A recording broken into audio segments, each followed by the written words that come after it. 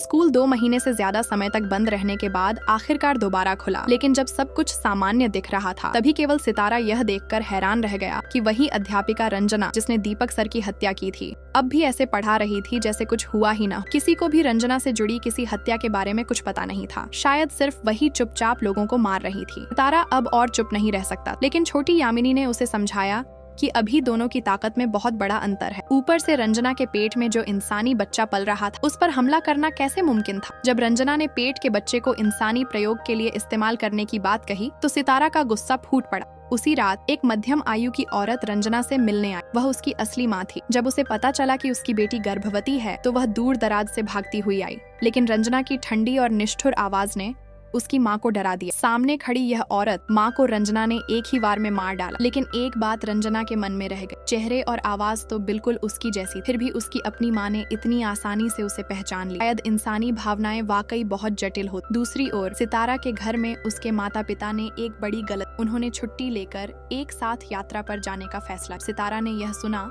तो उसने उन्हें मना, क्योंकि बाहर हाल ही में कई घटनाएं हो रही थीं। माँ ने उसकी बात मान भी ली, क्योंकि उसे लग रहा था कि बेटा कुछ छुपा रहा है, जैसे उसके मन में कोई भारी राज हो। लेकिन सिर्फ सितारा ही जानता था कि वह और यामिनी का रिश्ता किसी को नहीं बताना, क्योंकि असल में रंजना और यामिनी में कोई फर्क नहीं था। दोनों ही अपनी जान बचाने की कोशिश में थीं।